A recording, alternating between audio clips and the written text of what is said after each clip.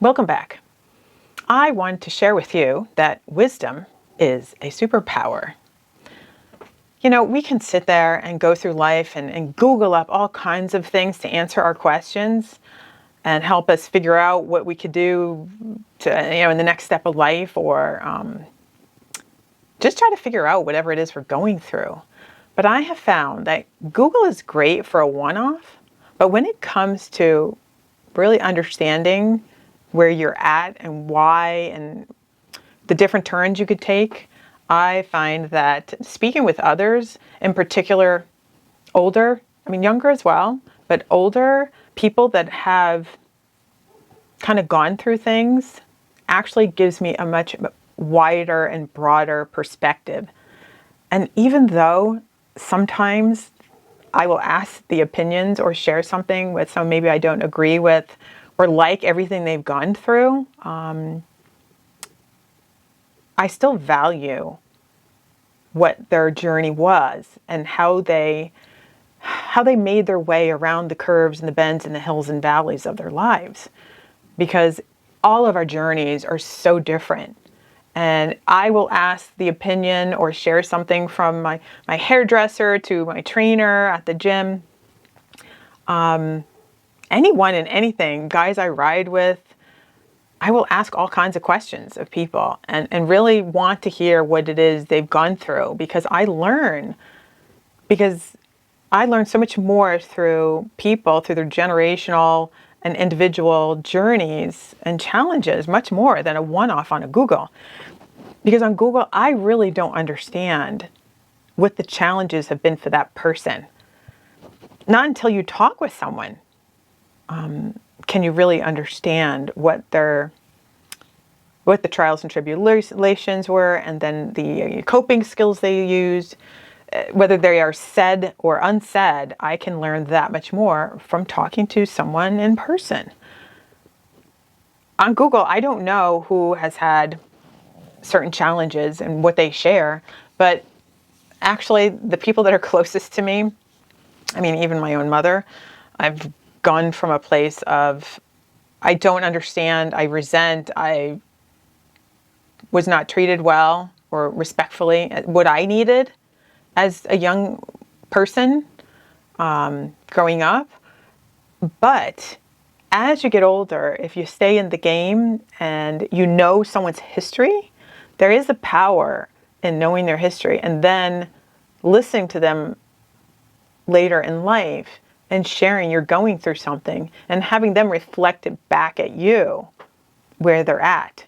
And if they're willing to do that, that knowledge is golden, because you take what they just shared with you, let the junk, the disapproval of things that you wish were different, push those aside and take those nuggets and process them.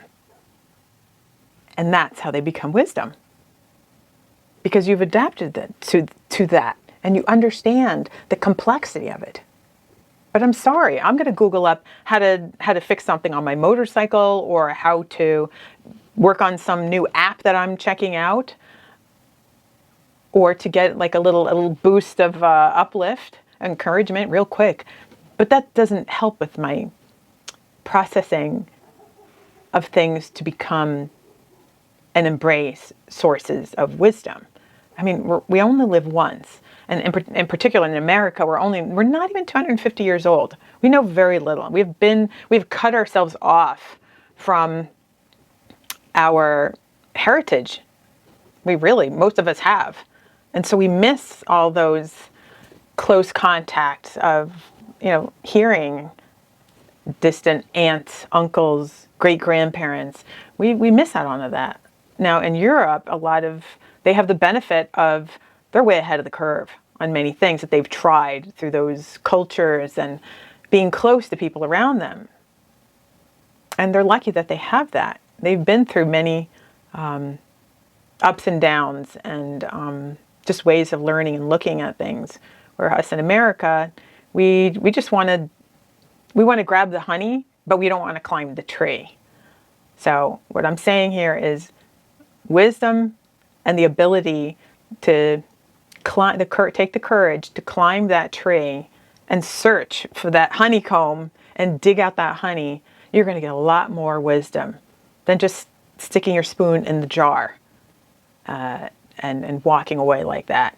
That's superficial. That's really not helping you and widening you. There is wisdom in even just admitting that you don't know. You don't know. I had shared another time about when I went on the El Camino and a young man would write on his hand, "No say," on the spiritual walk. And he would have every person he would spend a significant amount of time with write in their own way, "No say."